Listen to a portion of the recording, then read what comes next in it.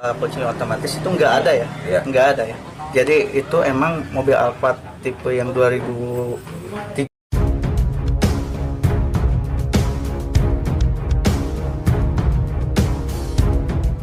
Keterangan Yoris berubah-ubah, pihak Danu bongkar fakta serta bukti jika kebohongan Yoris yang direkam melalui jejak digital, tak bisa membuat dia mengelak. Namun sebelum kita bahas, mohon dukung channel ini, dengan cara tekan tombol like dan subscribe, biar kami lebih semangat menyajikan berita-berita terupdate. Kalau sudah, mari kita lanjut. Setelah bergabung dengan Yosef, diketahui Yoris tanpa pandang bulu langsung ungkap sifat Danu, yang kata dia sering mengarang cerita, bahkan menurut Yoris Danu pernah menyudutkan ayah dan ibu tirinya ketika memberikan BAP. Namun tak sangka-sangka justru terjadi suatu hal yang sangat mengejutkan, hal itu karena terungkapnya Yoris yang ternyata pernah memberikan keterangan yang berubah terkait kasus pembunuhan ibu dan anak di Subang ini. Yoris adalah anak tertua dari mendiang almarhumah Ibu Tuti dan kakak dari mendiang Neng Amalia Mustika Ratu. Mengenai keterangan berubah Yoris adalah masalah mobil Alphard. Memang Yoris pernah memberikan dua pengakuan berbeda di media. Dilansir Apinfo, dari Tribun Bali, yang ditayangkan pada Selasa, tanggal 11 Januari tahun 2022 dalam artikel berjudul Terbaru Kasus Subang, kejanggalan Yoris soal Alphard diungkap lagi. Ini potret terkini dengan Yosef, lewat kanal YouTube Heri Susanto kembali mengunggah video pengakuan Yoris di hari pembunuhan tanggal 18 Agustus tahun 2021, terkait mobil Alphardnya. Dalam sebuah video yang ditayangkan Heri Susanto, tampak perbincangan Yoris dengan Heri Susanto. Yoris sempat memaparkan kalau mobil Alphard itu sempat bergerak. Dan juga kunci itu ada di rumah, enggak kemana-kemana, enggak pernah juga dibawa-bawa sama saya, jadi nyimpennya tuh di kamar Amalia, digantung sama kunci-kunci kendaraan lainnya, ungkap Yoris dalam percakapan tersebut. Menurut Kang Yoris, sebelum Ibu Tuti meninggal, almarhumah Ibu Tuti Suhartini pernah bersumpah apabila mobil digunakan orang lain, mobil tersebut tidak akan bisa jalan. Emang dulu pernah dari mama itu sendiri, ada sumpah serapah yang diucapkan mama, jadi jika Toyota Alphard dipakai sama orang lain itu mobil pasti diem, tidak akan bisa digunakan, ucap Yoris. Yoris, yang merupakan saksi kunci, mengatakan ibunya juga tidak pernah mau dan rela Toyota Alphard digunakan oleh istri muda Yosef. Memang mobil itu enggak mau dipinjamkan atau dipakai sama Mimin, istri muda Yosef. Sebenarnya sih itu, ungkap Yoris, Jumat, tanggal 24 September tahun 2021.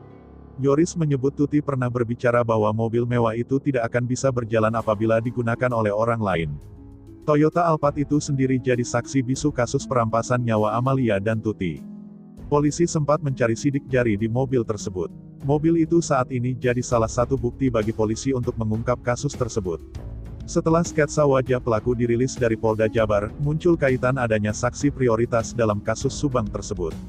Lalu, apa arti atau makna dari saksi prioritas tersebut? Dijelaskan kuasa hukum Danu, Ahmad Taufan, saksi prioritas artinya saksi khusus. Artinya saksi yang diprioritaskan oleh kepolisian, ujar kuasa hukum Danu, Ahmad Taufan, dikutip tribunjabar.id dari tayangan Freddy Sudaryanto Sport, Jumat, tanggal 7 Januari tahun 2022. Taufan menjelaskan saksi prioritas tersebut adalah orang yang diduga seperti yang tergambar dari sketsa wajah pelaku tersebut. Jika orang yang dalam sketsa ditangkap, maka pelaku tersebut menurutnya adalah saksi prioritas. Dijelaskan Taufan, saksi tersebut nantinya yang akan mengungkap teman yang melakukan perampasan nyawa hingga dalang atau otak di balik perampasan nyawa. Kemudian Taufan membedakan saksi prioritas yang dimaksud bukan saksi yang sering menjalani pemeriksaan BAP. Ia menjelaskan saksi yang memberikan keterangan dalam BAP merupakan bagian dari petunjuk yang dikumpulkan penyidik guna mendapat informasi penting terkait kejadian atau kasus Subang tersebut. Lanjut, Taufan menyinggung jika kliennya, Danu, saksi yang terlibat dalam kasus Subang. Taufan lebih dulu menjelaskan sebelum polisi mengungkap semua pelaku, semua pihak berlandaskan pada asas praduga tak bersalah. Adapun saat ditanya jika Danu terlibat dalam kasus Subang, kuasa hukum tersebut beri jawaban. Ia mengaku masih berkeyakinan bahwa Danu bukan merupakan pelaku dalam kasus Subang tersebut. Namun, ia pun tak menutup kemungkinan jika nantinya polisi menetapkan atau mengarah pada Danu. Jika demikian hal itu terjadi, kuasa hukum tersebut mengaku pihaknya tetap akan membela Danu. Kita berkeyakinan bahwa Danu bukan merupakan pelaku. Tetapi, apabila penetapan polisi mengarah ke klien kita, pastinya akan kita bela, ujarnya. Taufan kemudian menjelaskan dia meyakini pelaku merencanakan kejahatan merampas nyawa Tuti dan Amalia secara profesional. Dalam hal tersebut, pihaknya pun harus menelusuri peran Danu jika terlibat dalam kasus Subang tersebut. Menurutnya, Kalaupun jika penetapan polisi menyatakan Danu terlibat, pihaknya menelusuri peran kliennya untuk mengarah pada para pelaku lainnya. Kalaupun misalnya penetapan menyatakan Danu, pasti kita yakini peran Danu itu ada sesuatu, di mana yang menyuruhnya siapa, otak dari pelaku ini siapa, ujarnya. Ahmad Taufan menjelaskan proses hukum pengungkapan kasus Subang tersebut masih panjang.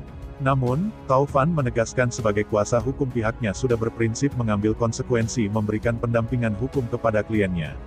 Nah, gimana menurut kalian? Terima kasih telah menyimak video kami, nantikan video-video terbaru selanjutnya hanya di channel UpInfo.